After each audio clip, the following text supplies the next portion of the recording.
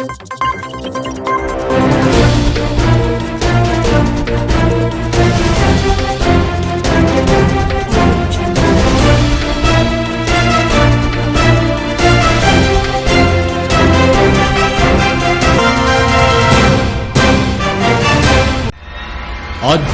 కార్యక్రమాలను, పండుగల విశేషాలను, పట్టణ గొప్పతనాలను, పాలకులు చేసే నిర్లక్ష్యాలను, ప్రమాదాలను, వాటి నిర్లక్ష్య వ్యవస్థను, భూరాబందుల దోపిడీలను, రాజకీయ నాయకుల అసమర్థతను, అధికారుల ఆగడాలను, పేదవాడు పడే బాధలను, వాస్తవాలను ప్రజల కళ్లకు కట్టినట్టు చూపించడమే మా లక్ష్యం.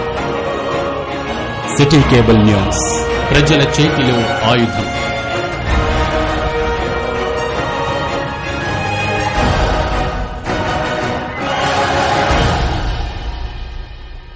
నమస్కారం, సిటీ బులెటిన్ కి స్వాగతం. ముందుగా హెడ్లైన్స్.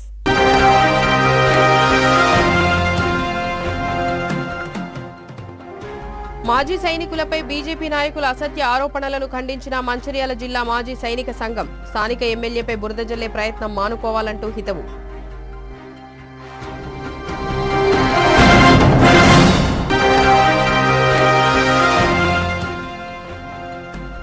క్యాతనపల్లి మున్సిపల్ అభివృద్ధి పనులకు శ్రీకారం చుట్టిన Chennur MLA Vivek Venkataswamy. Social welfare residential పాఠశాలలో మౌలిక వసతుల ఏర్పాట్లకు నిధుల కేటాయింపు.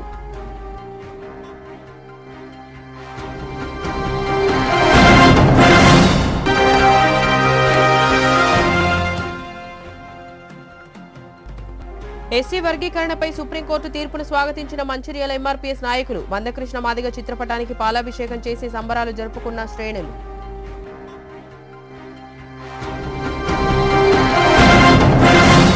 కార్గిల్ యుద్ధ వీరులు, మాజీ సైనికులు భూ ఆక్రమణలకు పాల్పడ్డారని మంచిర్యాల ఎమ్మెల్యే ఆరోపించినట్లుగా బీజేపీ నాయకులు చేసిన అసత్య వ్యాఖ్యలను మంచిర్యాల జిల్లా మాజీ సైనికుల సంక్షేమ సంఘం తీవ్రంగా ఖండించింది.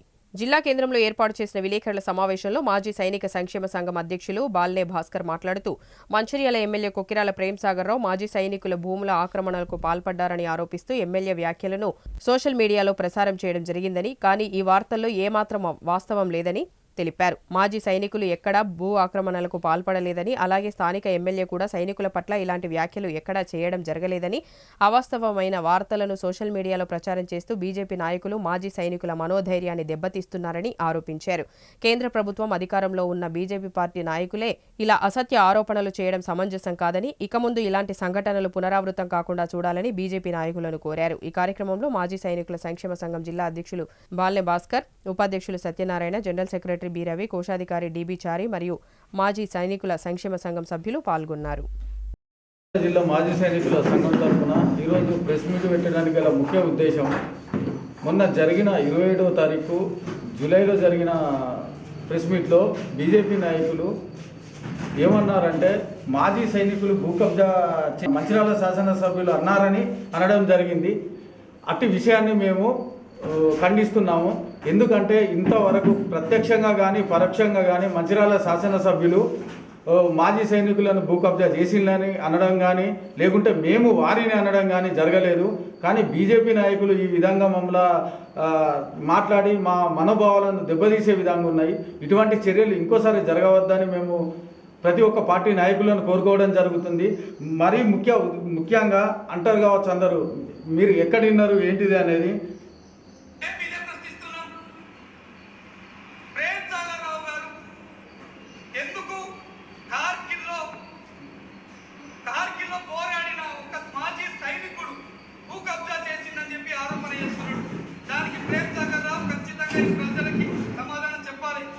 నేను చెప్పదలుచుకునేది ఏంటిది అంటే, మా మాజీ సైనికులకి ఏమైనా సమస్య వస్తే మాది మేము పరిష్కరించుకోవడానికి మాకు అంత ధైర్యం ఉన్నది, అది ఉంది, అన్నీ ఉన్నాయి. కానీ కాకపోతే మెయిన్ విషయం ఏంటిదంటే, మేము చెప్పకుండా కూడా మా మాజీ సైనికుల విషయాలు తీసుకొని వచ్చి రాజకీయ పరంగా వాళ్ళ స్వలాభం కోసం చేయడం ఇది ఎంతవరకు సమంజసం? కేంద్రంలో బీజేపీ గవర్నమెంట్ ఉన్నది, వారు మాకు మద్దతుగా నిలవాల్సింది పోయి మేము ఇంట్లో ఉన్న వాళ్ళని రోడ్డు మీద వేయడం ఇది ఎంతవరకు కరెక్ట్ అని మా సంఘం తరఫున నేను ప్రశ్నిస్తున్నాను. మరి ఇంకో విషయం, ఇప్పటి నుండి ఎటువంటి ఏ రాజకీయ పార్టీ అయినా మంచిదే, మా మాజీ సైనికులను వాళ్ళ స్వలాభం కోసం వాడుకోవద్దని మేము ఈ మంచిర్యాల ప్రజలకు అందరికీ తెలియజేస్తున్నాము. మేము ఏదైనా మాకేదైనా సమస్య ఉంటే మేము వారి దగ్గరికి పోతే మేము మాకు క్షమాపణ చెప్పాలని కోరుకుంటాం, కానీ మంచిర్యాల శాసనసభ్యుల్ని సభ్యులని ప్రజలకు కోరాలని చెప్పి మేము ఎప్పుడూ అడగం. ఎందుకంటే మమ్మల్ని అంటే మేము మాకు క్షమాపణ చెప్పాలి, కానీ బయట వాళ్ళకి చెప్పాల్సిన అవసరం లేదు. ఎటువంటి మేము మాజీ సైనికులు మేము పోలేదు వారి దగ్గరికి, వారు మీడియాలో ఇచ్చిన దానికి మాకు ఎటువంటి సంబంధం లేదు. దీన్ని మేము తీవ్రంగా ఖండిస్తున్నాం. ఇంకొక విషయం, బీజేపీ నాయకులు అంటారు కావచ్చు, ఇది ఇక్కడ విషయం కాదు, హైదరాబాద్ విషయం. హైదరాబాద్ విషయం అయితే హైదరాబాద్ మాజీ సైనికుడు వచ్చి వీళ్ళతోనైతే ఎవరు చెప్పలేదు. ఏది ఉన్నా కూడా అది కోర్టులో నడుస్తుంది. మా మాజీ సైనికుల్ని మేము చూసుకుంటాం. దయచేసి మా మాజీ సైనికులను ఇటువంటి స్వలాభ రాజకీయాల కోసం మమ్మల్ని మధ్యలో లాగద్దని నేను మరీ కోరుకుంటున్నాను. ఇంతవరకు మమ్మల్ని గుర్తించిన పార్టీ అనేది లేదు, కానీ ఈ మధ్య మమ్మల్ని గుర్తించడం స్టార్ట్ అయింది. మా గుర్తింపును మీరు పోగొట్టాలని ప్రయత్నం చేయడం ఇది చాలా ఇబ్బందికరంగా ఉన్నదని మీ మీడియా ద్వారా, మీ మీడియా మిత్రుల ద్వారా అందరికీ నేను తెలియజేస్తున్నాను. సంఘం యొక్క ప్రెసిడెంట్ భాస్కర్ గారు చెప్పిన ప్రకారం ఇప్పటివరకు మన ఈ జిల్లాలో ఎక్స్ సర్వీస్ మెన్ యొక్క భూమిని ఎవరు ఆక్రమించినట్టు ఎవరు కంప్లైంట్ చేయలేదు. అంటే మాకు ఇప్పటివరకు సంఘంకు వచ్చిన వార్తల ప్రకారం అయితే ఇప్పటివరకు అయితే ఇక్కడ ఎవరు అది చేయలేదు. కానీ ఇలాంటి వార్తలు రావడం, వేరే చేయడం, అదే ఈ విషయం ఎక్కడ జరిగినా కూడా ఇక్కడనే అని చెప్పడం ఇది కొద్దిగా ఇబ్బందికరంగానే ఉంది. ఇలాంటివి రాకుండా చూసుకోవాలని మేము మీడియా మిత్రుల ద్వారా అందరికీ విన్నపం చేస్తున్నాం. మంచిర్యాల జిల్లా కేతనపల్లి మున్సిపాలిటీ పరిధిలో 2 రోజుల్లో వివిధ మౌలిక సదుపాయాల కల్పన కోసం 3 కోట్ల నిధులు కేటాయించి అభివృద్ధి పనులకు ఈ రోజు చెన్నూరు ఎమ్మెల్యే వివేక్ వెంకటస్వామి ప్రారంభోత్సవాలు చేయడం జరిగింది. ఈ రోజు మందమరి సింగరేణి జీఎంతో కలిసి ఎమ్మెల్యే మున్సిపాలిటీలోని సోషల్ వెల్ఫేర్ రెసిడెన్షియల్ పాఠశాలను సందర్శించి విద్యార్థులు పడుతున్న ఇబ్బందులను తెలుసుకుని పాఠశాలలో మౌలిక సదుపాయాల కల్పనకు 20 లక్షల రూపాయల డిఎంఎఫ్టీ నిధులతో అభివృద్ధి పనులు చేపడతామని, దీనికి సింగరేణి సహకారం కూడా ఉంటుందని తెలిపారు. మున్సిపాలిటీలోని 2వ వార్డు జ్యోతినగర్లో 30 లక్షలతో నిర్మించనున్న డ్రైనేజీకి ఎమ్మెల్యే శంకుస్థాపన చేసి భరత్ నగర్లో 60 లక్షలతో సీసీ రోడ్డు డ్రైనేజీ నిర్మాణ పనులకు వీఆర్ కన్వెన్షన్ పరిధిలో 49 లక్షలతో సైడ్ డ్రైనేజీ పనులకు అమ్మ గార్డెన్స్ లో 94 సైడ్ డ్రైనేజీ నిర్మాణ పనులకు శంకుస్థాపనలు చేయడం జరిగింది. ఈ రోజు మొత్తం 2,33 లక్షల రూపాయలతో కేతనపల్లి మున్సిపల్ పరిధిలో అభివృద్ధి పనులకు శ్రీకారం చుట్టారు. ఈ సందర్భంగా ఎమ్మెల్యేకు స్థానిక ప్రజలు కృతజ్ఞతలు తెలిపారు. ఈ కార్యక్రమంలో తదితరులు పాల్గొన్నారు. స్కూల్ చాలా మంచిగా నడిపిస్తున్నారు. లాస్ట్ టైం వారు ప్రిన్సిపల్ గారు గురుకుల్ స్కూల్ని విజిట్ చేయండి సార్, చాలా ఇన్ఫ్రాస్ట్రక్చర్ ఫెసిలిటీస్ అవసరం అని చెప్పి వారు రిక్వెస్ట్ చేయడం జరిగింది. దాని ప్రకారంగా వచ్చి ఇక్కడ చూసిన తర్వాత నిజంగా ఆశ్చర్యపడిపోయాను. ఎందుకంటే ఇంత మంచిగా గ్రామాల నుంచి వచ్చిన స్టూడెంట్స్ అందరూ కూడా ఇక్కడనే ఉండి ఇక్కడనే చదువుకొని, నేను కల్చర్ ఏదైతే చూశానో ఈ స్కూల్లో నిజంగా చాలా మంచిగా అనిపించింది. ఇమీడియట్లీ నేను ఆ రోజు జిఎం గారికి ఫోన్ చేశాను. ఇక్కడ షీట్స్ అన్నీ కూడా పలిగిపోయి ఉన్నాయి, దీన్ని కొత్త షీట్స్ వేసే అవసరం ఉందని చెప్పి జిఎం గారిని కూడా కోరడం జరిగింది. జిఎం సింగరేణి గారు అన్నారు, సార్ ఇది సిఎండి గారు పరిధిలో ఉంది, మీరు వారితో మాట్లాడితే బాగుంటుందంటే వారి దగ్గరికి వెళ్ళడం జరిగింది. సిఎండి గారు వెళ్ళి వారితో కూడా మాట్లాడి ఈ రూఫింగ్కి ఏదైతే అవసరాలు ఉన్నాయో అది ఇమీడియట్గా అటెండ్ చేస్తూ ఈ వర్షాకాలం తర్వాత ఒక మంచి రూఫ్ మన ఈ సింగరేణి బిల్డింగ్ గురుకుల్ స్కూల్కి వేయడానికి జిఎం గారు కూడా ప్రపోజ్ చేశారు. అది డెఫినెట్లీ శాంక్షన్ చేయించుకొని పనులు ప్రారంభం చేయబోతున్నాం. దాంతోపాటు డిఎంఎఫ్టీలో నేను కూడా 20 lakhs మన ఈ గురుకుల్ స్కూల్కి కిచెన్కి టాయిలెట్స్కి కేటాయించడం జరిగింది. అది కూడా శాంక్షన్ అయింది, కలెక్టర్ గారు శాంక్షన్ చేశారు. మున్సిపల్ కమిషనర్ గారికి ఇదే చెప్పాను, మీరు కొద్దిగా ఎస్టిమేట్ చేయండి, అది అంత కాదు, కాస్ట్ తక్కువనే అవుతుంది, ఇంకెక్కడన్నా వాడుకుందాం మనం ఈ గురుకుల్ స్కూల్లోనే. మీరు కరెక్ట్గా ఎస్టిమేట్ చేసి మనము ఇంకా ఎక్కువ నిధులు అవసరం ఉంటే నెక్స్ట్ ఇయర్ నేను వాళ్ళకి ఒక కండిషన్ పెట్టిన 10 డిస్టింక్షన్స్ ఈ సంవత్సరం వస్తే మళ్ళా నెక్స్ట్ ఇయర్ 20 lakhs గురుకుల్ స్కూల్కి ఇస్తారని చెప్పి వారికి. ఈరోజు గౌరవ చెన్నూరు ఎమ్మెల్యే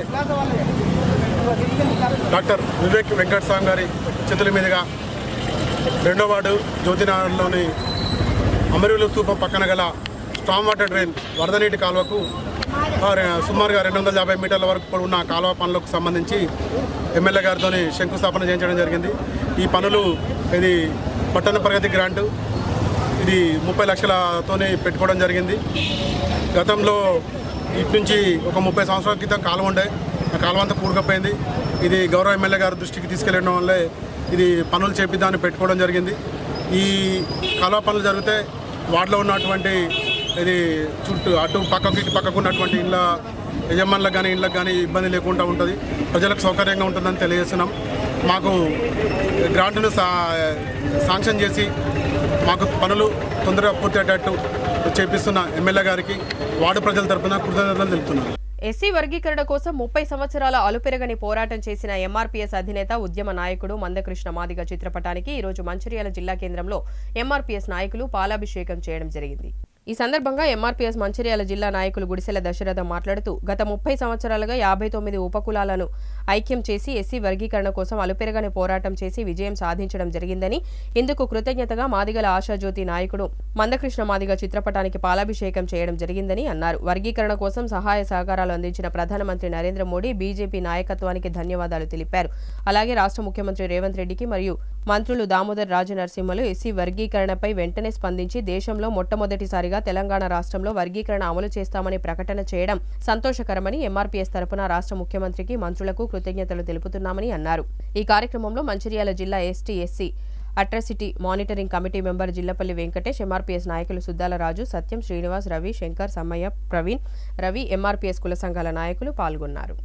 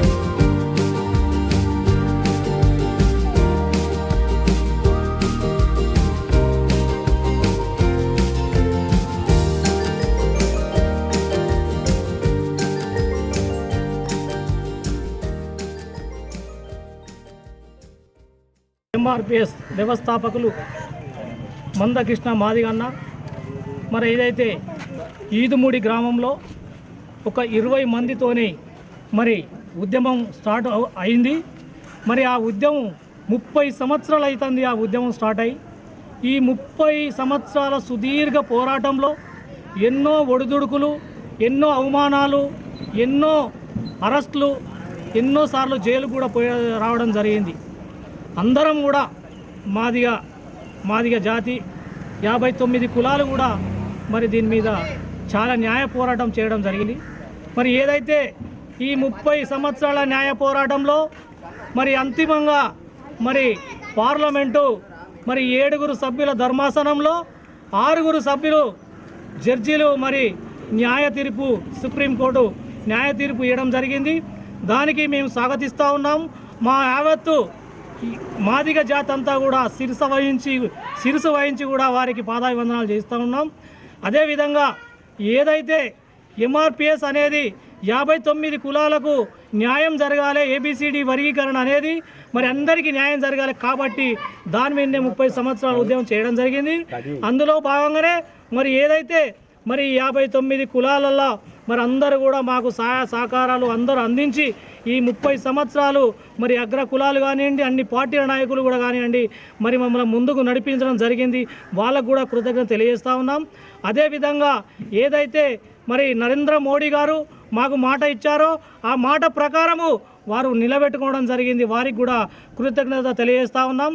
అదేవిధంగా మరి నిండు అసెంబ్లీలో గౌరవ రేవంత్ రెడ్డి గారు, మరి దామోదర్ రాజనరసింహ గారు, మా మాదిగ ఎమ్మెల్యేలు అందరూ కూడా మరి వెంటనే అన్ని రాష్ట్రాల కంటే ముందు మరి ఏబిసిడి వర్గీకరణ మేమే తీసుకుంటామని చెప్పిన మా రేవంత్ రెడ్డికి కూడా హృదయపూర్వక మరి నమస్కారాలు తెలియజేసుకుంటా ఉన్నాం. అదేవిధంగా మేమేదైతే ఈ 30 సంవత్సరాల సుదీర్ఘ పోరాటంలో మరి సామాజిక స్పృహతోని మరి అన్ని వర్గాలకు కూడా మేము పనిచేయడం జరిగింది.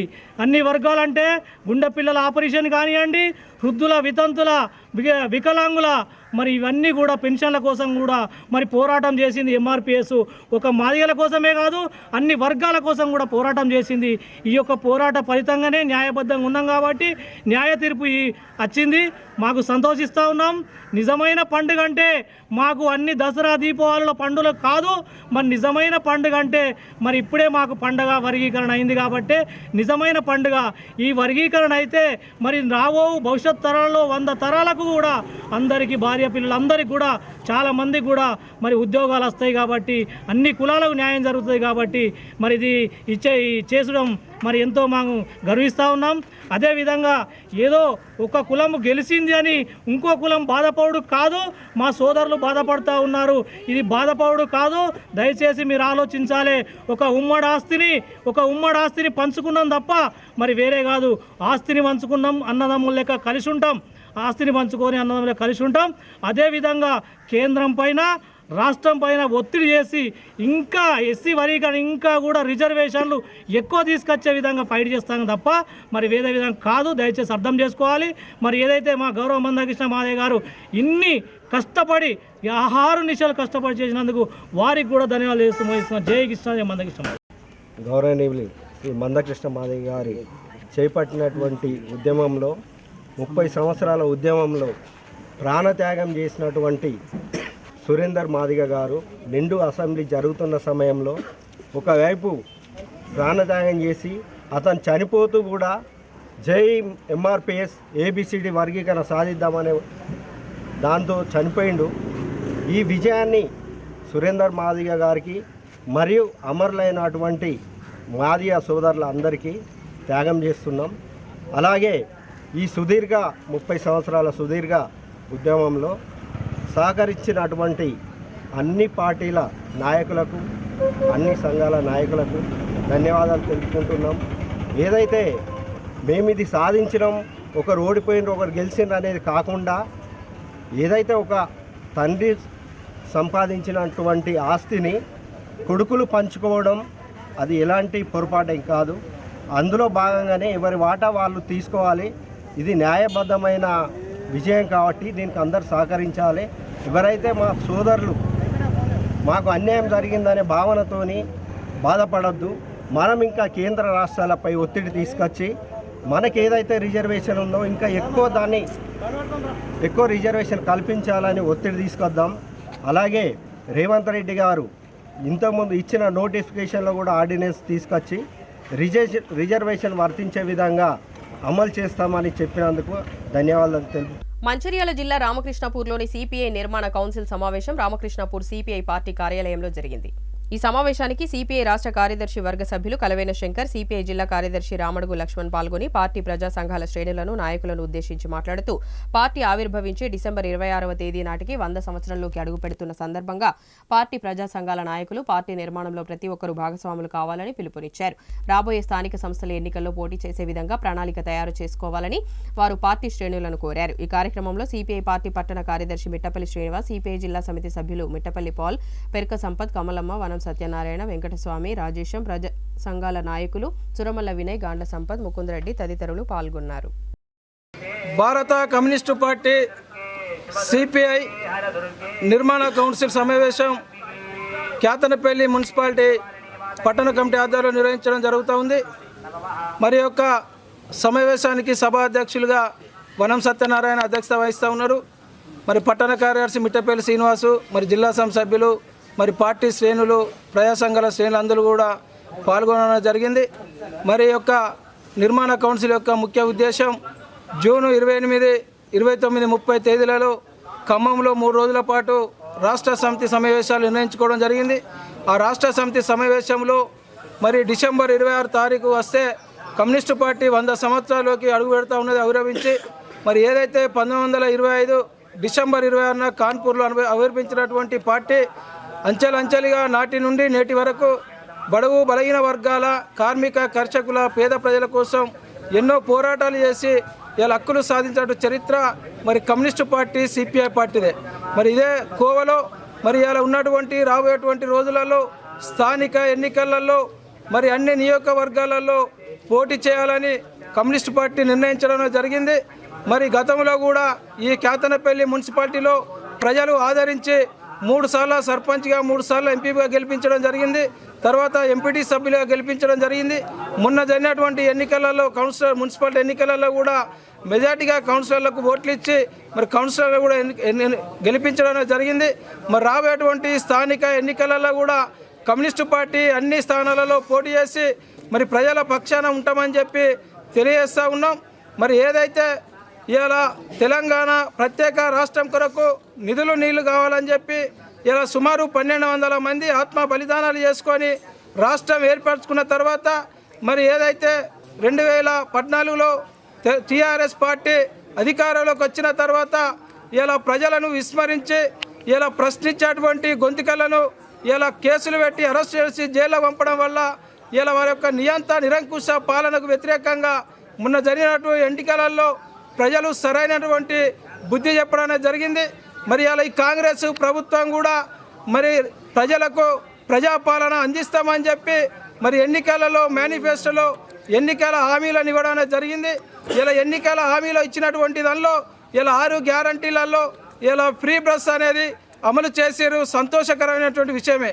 కానీ ఇలా తక్కువ బస్సులు ఉండడం వల్ల ఇలా ప్రయాణం చేయడానికి సొంత స్థలాలు ఉంటే 5 లక్షలు ఇస్తానని చెప్పారు ఇంటికి. మరి 5 లక్షల రూపాయలు వెంటనే ఇచ్చి మరి ఇల్లు కట్టించేటువంటి ప్రయత్నం చేయాలి. మరి ఏదైతే డబుల్ బెడ్రూమ్ కట్టినటువంటి ఇళ్లను మరి ఇందిరామ ఇళ్ళగా ఇస్తామని చెప్పారు, అవి కూలిపోయేటువంటి దిశకు వస్తున్నాయి. కాబట్టి మరి యొక్క ఇళ్లను కూడా ఇవ్వాలని చెప్పి ఇలా పోడు భూములు చేసుకున్నటువంటి వారు కూడా పట్టాలు ఇవ్వాలని చెప్పి ఇలా అన్ని అసంఘటిత కార్మిక అన్ని సమస్యలు పరిష్కరించాలని చెప్పి కమ్యూనిస్టు పార్టీగా మరి ప్రభుత్వాన్ని ఈ యొక్క కోరడం జరుగుతుంది. ఎస్సీ వర్గీకరణను స్వాగతిస్తున్నామని ఎంఆర్పీఎస్ రాష్ట్ర కోఆర్డినేటర్ మాతంగి ఓదేలు మాదిగా పేర్కొన్నారు. ఆదివారం స్థానిక ప్రెస్ క్లబ్లో ఏర్పాటు చేసిన విలేకరుల సమావేశంలో ఆయన మాట్లాడుతూ గత 30 ఏళ్ల సుదీర్ఘ పోరాటం అనంతరం సుప్రీంకోర్టు తీర్పు వెలువరించిందని, ఇది గొప్ప విషయమని, దళితుల్లో వెనుకబడ్డ వారికి ఇది ఎంతో ఉపయోగకరంగా ఉంటుందని పేర్కొన్నారు.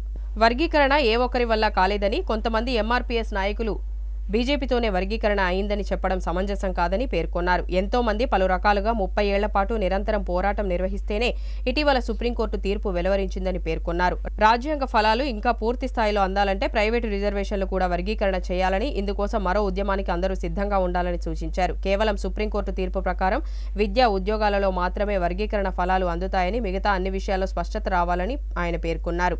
ఎంఆర్పీఎస్ జిల్లా అధ్యక్షునిగా వాసాల సంపత్ను, రాష్ట్ర మహిళా నాయకురాలుగా దాసరి నిర్మలను నియమిస్తున్నారు ఆయన పేర్కొన్నారు.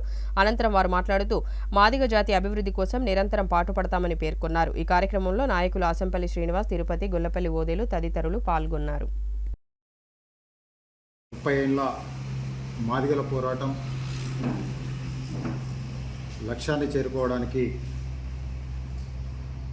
30 ఏళ్ల కాలం సుదీర్ఘంగా పోరాటాలు చేస్తే 20 ఏళ్ల న్యాయ పోరాటంలో నేడు న్యాయమే గెలిచింది, ధర్మమే గెలిచింది అనేది మొన్న ఆగస్టు 1వ తేదీన ఎస్సీ రిజర్వేషన్ల వర్గీకరణ రాష్ట్రాలకు అధికారాన్ని ఇస్తూ సుప్రీంకోర్టు చేసిన తీర్పుతో అర్థమవుతుంది. ఈ తీర్పును మాదిగ రిజర్వేషన్ పోరాట సమితి ఉసురుపాటి బ్రహ్మయ్య మాదిగ గారి నాయకత్వంలో పూర్తిగా మేము స్వాగతిస్తున్నాం. కానీ ఈ తీర్పు పూర్తిగా మాదిగ జాతిని అభివృద్ధిలోకి తీసుకొచ్చే విధంగా పనిచేయదని, ఎంఆర్పీఎస్ 30 ఏళ్ల క్రితం ఆరంభమయ్యేప్పుడు మేము ఎత్తుకున్న నినాదం విద్య, ఉద్యోగ, ఆర్థిక, రాజకీయ సంక్షేమ రంగాల్లో మాదిగల వాటా జనాభా నిష్పత్తి ప్రకారంగా మాదిగలకు రావాలని మేము కోరుకుంటూ నినదిస్తూ ఉద్యమాన్ని నిర్మించుకుంటూ వచ్చినాం. అదేవిధంగా పోరాటం చేసాం. కానీ నేడు సుప్రీంకోర్టులో వచ్చిన తీర్పు విద్యా ఉద్యోగ రంగాల్లో మాత్రమే తీర్పు ఇవ్వడం జరిగింది. ఈ విద్యా ఉద్యోగ రంగాల్లో పూర్తి స్థాయిలో ఇవన్నీ కూడా ప్రభుత్వ ఆధీనంలో లేని పరిస్థితి ఈరోజు కనిపిస్తూ ఉన్నది. ప్రపంచ ప్రైవేటీకరణలో భాగంగా అన్ని వ్యవస్థలు కూడా ప్రైవేట్ పరమవుతున్న క్రమంలో, ప్రభుత్వ రంగంలో ఉండాల్సిన ప్రభుత్వ రంగ సంస్థలు కూడా ప్రైవేటీకరణ చేస్తున్న క్రమంలో విద్యా ఉద్యోగ రంగాల్లో మాకు రావాల్సినన్ని అవకాశాలు కూడా దక్కవు అనేది స్పష్టంగా అర్థమవుతుంది. కనుక రానున్న రోజుల్లో విద్యా ఉద్యోగ రంగాల్లో కూడా ప్రైవేటీకరణ జరిగినప్పుడు ఆ ప్రైవేట్ రంగంలో కూడా రిజర్వేషన్ కావాలి, ఆ రిజర్వేషన్లో వర్గీకరణ జరగాలనే పోరాటం మాదిగల ముందు స్పష్టంగా కనపడుతుంది. అంతేకాకుండా కేంద్ర పరిధిలో ఉండే సంస్థలలో కూడా మాదిగల వాటా దక్కినప్పుడు మాత్రమే మాదిగలకు పూర్తి న్యాయం జరుగుద్ది. కనుక కేంద్ర ప్రభుత్వం నియమించే ఉద్యోగాల్లో మాదిగల వాటా రాదు. కేంద్ర ప్రభుత్వ రంగ సంస్థల్లో ఉండే ఉద్యోగ అవకాశాలు కానీ వివిధ అంశాలు కానీ దాంట్లో మాదిగల వాటా రాదు. కనుక ఈ తీర్పు పూర్తి స్థాయిలో మాదిగలకు అభివృద్ధిలోకి తీసుకొచ్చేది కాకపోయినా ఎంతో కొంత వెసులుబాటు దొరుకుతుంది. కనుక దీన్ని పూర్తిగా స్వాగతిస్తున్నాం. ఇదే క్రమంలో ఈ తీర్పును ఈ మాదిగల ఉద్యమం కోసం అమరులైన అమరుల కుటుంబాలకు అంకితం చేస్తున్నాం. అదేవిధంగా ఈ తీర్పుకు న్యాయ పోరాటం చేసిన పంజాబ్ గవర్నమెంట్కు, అదేవిధంగా న్యాయ పోరాటం కోసం తెలుగు నేలపై నుండి వివిధ సంఘాల పేరు మీద, వివిధ వ్యక్తుల పేరు మీద, నాయకుల పేరు మీద న్యాయ వ్యవస్థలో పోరాటం చేసిన ప్రతి ఒక్కరికి ధన్యవాదాలు తెలుపుతున్నాం. నా మాదిగ ఉపకులాల సోదరులకు, సబ్బన్న వర్గ ప్రజలకు, మాదిగ సామాజిక వర్గ ఉద్యమ నమస్కారాలు తెలియజేస్తున్నాను. ముఖ్యంగా ఈరోజు ఉమ్మడి రాష్ట్ర అధ్యక్షుడు ఉసురుపాటి బ్రహ్మాండ మాదిగ గారు, ఆయన అధ్యక్షతన మన మాతంగి బోధన్న గారు ఎంఆర్పిఎస్ రాష్ట్ర కోఆర్డినేటర్ అయితే నన్ను ఈ మంచిర్యాల జిల్లా అధ్యక్షునిగా ఇచ్చినందుకు, నా మీద నమ్మకంతో ఇచ్చినందుకు నేను ఎన్నో పోరాటాలు, ఎన్నో అంటే దళితుల పట్ల ఎక్కడ అన్యాయం జరిగితే అక్కడ నేను చేసిన సేవలు ఈ జిల్లాకు తెలుసు. కాబట్టి నాపై ఉన్న నమ్మకాన్ని నిలబెట్టుకుంటున్నానని, మాదిగ ఉపకులాలకు ఎక్కడ అన్యాయం జరిగినా నేను ఈ పక్షాన ఉసురుపాటి బ్రహ్మాండ నాయకత్వంలో దీన్ని ముందుకు తీసుకుపోయే విధంగా మండల గ్రామ స్థాయి నుంచి మండల పట్టణ కమిటీలు చేసి బలోపేతం చేస్తామని చివరిగా నాకు ఈ పోస్ట్ ఇచ్చినందుకు అందరికీ ధన్యవాదాలు తెలియజేస్తున్నాం. రాష్ట్ర స్థాయిగా, జిల్లా స్థాయిగా, మండల స్థాయిగా, టౌన్ స్థాయిగా ఎక్కడ మహిళలకు అన్యాయం జరిగినా అక్కడ ముందుండి మేమేం చేయాలో అది చేసి మహిళలకు, అంటే ఏ మహిళ అయినా కానీ, దళిత మహిళ కానీ, అగ్రకులస్తులు ఎవరికైనా, మహిళ అనే వాళ్ళకి ఎక్కడ అన్యాయం జరిగినా మేము ముందుండి పోరాటం చేస్తామని ఈరోజు అన్నగారి సమక్షంలో నేను ప్రమాణం చేస్తున్నాను. ఎక్కడ జరిగినా ఏం జరిగినా మహిళలు అనే వాళ్ళకి ఎక్కడ అనగదొక్కబడుతున్నారో అక్కడనే లేచి నిలబడతారనేది ఒకటి రుజువు చేయడానికి ఈ పోరాటాన్ని నేను కొనసాగిస్తానని వీళ్ళందరి సమక్షంలో తెలియజేస్తూ, నాకు ఈ అవకాశాన్ని ఇచ్చిన అన్నగారికి రాష్ట్ర స్థాయిగా ఎక్కడి వరకు వెళ్ళాలంటే అక్కడి వరకు వెళ్తూ, ఎక్కడ అన్యాయం జరిగినా, ఎక్కడ ద్రోహం జరిగినా, మహిళలు అనే వాళ్ళకి రోజుకొక స్టోరీ వింటున్నాం మనం. ఒక చిన్న పాపను కూడా వదలకుండా కిరాతకంగా వాళ్ళు ఏం చేయాలో అది చేస్తే అసలు వాళ్ళకి శిక్ష అనేదే లేకుండా ఎవరికి తోచిన న్యాయం వాళ్ళు చేసి వాళ్ళని బయటికి పంపించేస్తున్నారు. అది కాదు ఇప్పుడు జరిగేది. మనమైనా ముందుకు నడవాలి, పోరాటం చేయాలి. మనం అంతా చేయలేకపోయినా కొంచెమైనా వాళ్ళకి మనం హెల్ప్ చేసినట్టు కానీ, వాళ్ళ పక్షాన నిలబడి కానీ ఉంటామని నేను వాగ్దానం చేస్తున్నాను. రామకృష్ణపూర్ పట్టణ భవన నిర్మాణ కార్మిక సంఘం ఎలక్షన్ నిర్వహించగా 3వసారి అధ్యక్షుడిగా జీలకర్ర రాయమల్లు, 2వసారి ప్రధాన కార్యదర్శిగా గొప్ప శంకర్ విజయం సాధించడం జరిగింది. మొత్తం ఓట్లు 112 కాగా 109 ఓట్లు పోలవడం జరిగింది. అధ్యక్ష పోటీలో జీలకర్ర రాయమల్లు 64 ఓట్లు రాగా జున్ను సాంబయ్య 43, 21 ఓట్ల మెజారిటీతో జీలకర్ర రాయమల్లు విజయం సాధించారు. ప్రధాన కార్యదర్శిగా బొప్ప శంకర్కు 59 రాగా, రాజుకు 43 రాగా శంకర్ 16 ఓట్ల మెజారిటీతో శంకర్ విజయం సాధించడం జరిగింది. ఈ యొక్క ఎలక్షన్ భవన నిర్మాణ కార్మిక సంఘం గౌరవ అధ్యక్షులు గాండ్ల సమ్మయ్య ఆధ్వర్యంలో నిర్వహించగా విజేతలను ప్రకటించారు.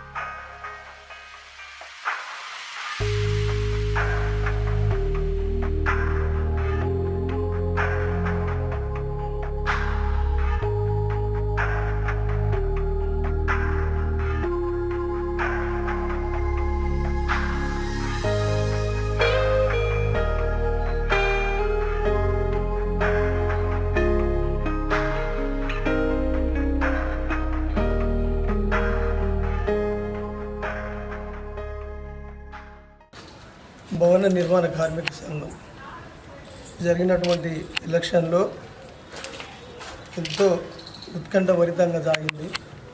99% ఓటింగ్ జరిగింది.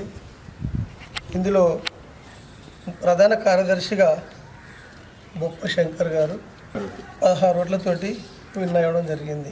అధ్యక్ష పోటీలో ఉన్నటువంటి జీలకర్ర రాయమల్లు, జన్ను సాంబయ్య గారు వీరిరువురికి పోటీలో నిలబడ్డారు.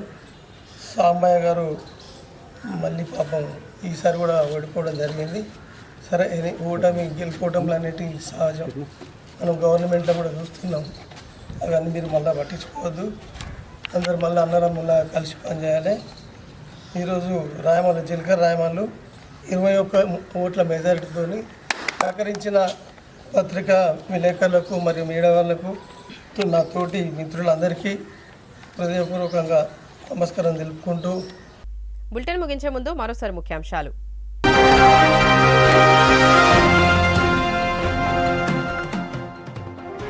మాజీ సైనికులపై బీజేపీ నాయకుల అసత్య ఆరోపణలను ఖండించిన మంచిర్యాల జిల్లా మాజీ సైనిక సంఘం. స్థానిక ఎమ్మెల్యేపై బురద జల్లే ప్రయత్నం మానుకోవాలంటూ హితవు.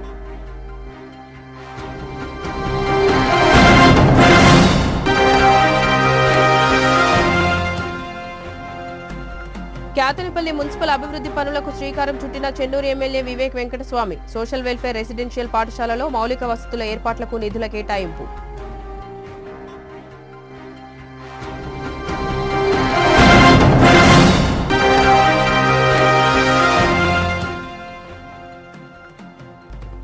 ఎస్సీ వర్గీకరణపై సుప్రీంకోర్టు తీర్పును స్వాగతించిన మంచిర్యాల ఎంఆర్పీఎస్ నాయకులు. మందకృష్ణ మాదిగ చిత్రపటానికి పాలాభిషేకం చేసి సంబరాలు జరుపుకున్న శ్రేణులు.